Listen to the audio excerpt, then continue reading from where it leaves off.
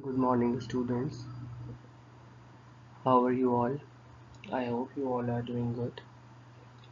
It's me, Sarehan Yusuf, and I'm going to teach you mathematics for this session that is 2020 to 2021. As you people have studied syllabus D1 in grade 6 and grade 7 as well, and those who are starting in grade 7. So, you people are well aware that we are studying few chapters in one class and the rest we are studying in another class because this book is quite lengthy and cannot be covered in one session. So it's having a complete chain of books that should be completed by grade 11 for appearing for the examinations for CIEs. So here we are going to start from syllabus D2 and we are going to proceed with chapter number 1, that is direct and inverse proportion.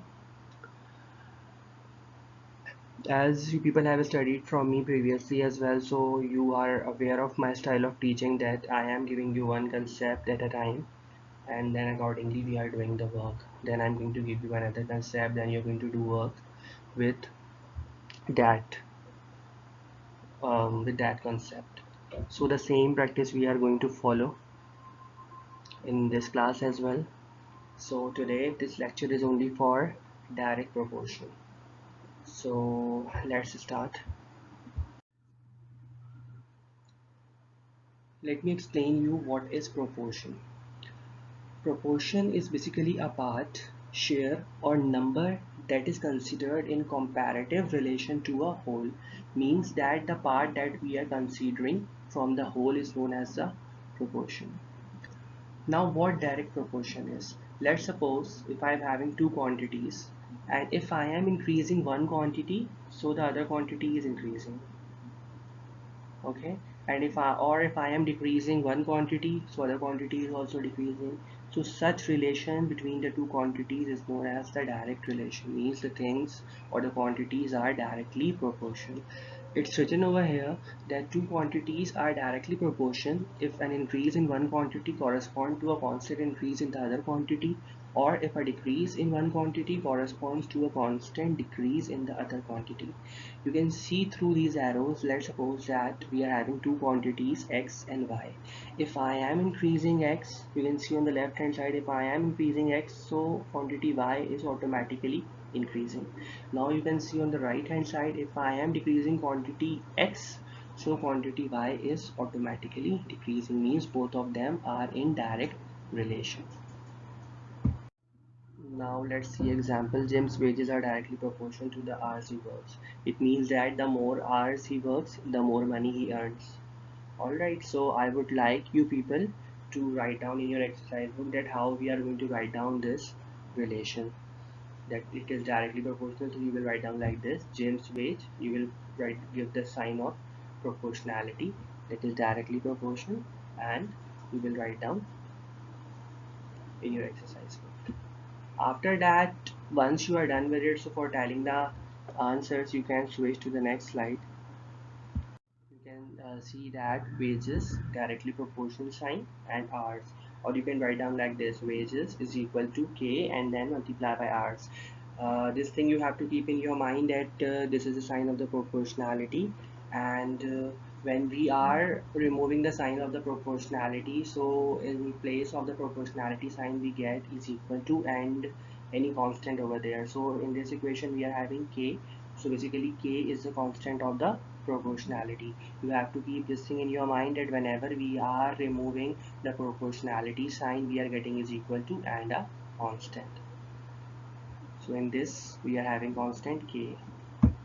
Now let's switch to the graph. You people are aware that graph is also way of representing any data. So here we are going to construct the graph for the direct proportion.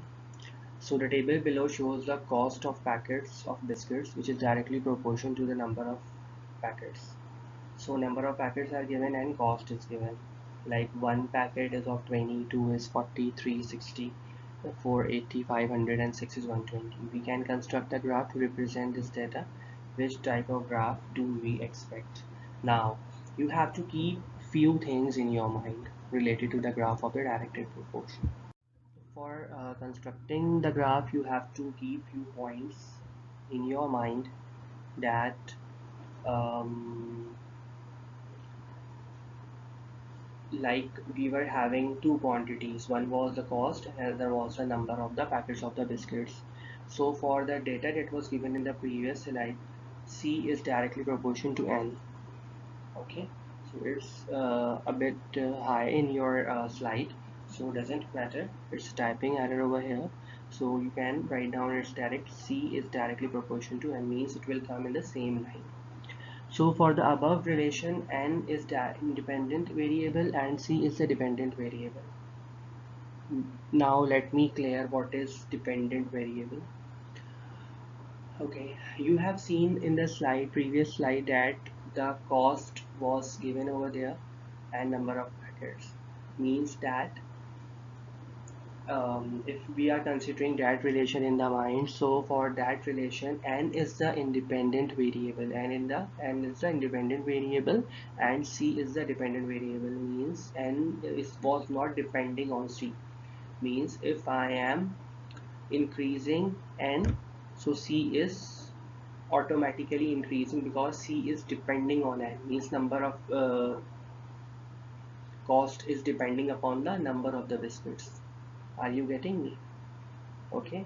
And the very second point you have to remember is that you have to keep the independent variable on the x-axis. You all are aware of the two axes. Horizontal axis is the x-axis and vertical axis is the y-axis. And for writing or for drawing the graph, it's very important that you should draw a straight line, you should use sharp pencil, and you have to mention the scale that what you are considering over here. Now, one very important point that is to be kept in the mind while making the graph for a direct proportion, that if two quantities are in direct proportion, the graph, when you will draw the graph, it will be a straight line and it will be passing through the origin. Means it will be passing from the origin, means where you are having 0, from that point it should pass. If your line is not passing from that point, it means that your relation is not direct. So in direct proportion, you will always get a straight line in the graph. So my dear students, I hope you all get the concept for the direct proportion, that what direct proportion is. In this lecture, I only explain you the method to draw the graph, but I didn't construct the graph in front of you. So in the next session, I will be drawing the graph in front of you so that you people will understand it more clearly, and then we are going to do the question of the graph as well. So right now what your home task is, that you have to do question number 1 till 4 of exercise 1A book D2, that is given on page number 11 on the loose sheets, and you have to maintain a file that you have to submit when the school will reopen. Means you have to do on the loose sheets all the question, and you have to keep them safe at your home. When school will reopen, you have to show it to me.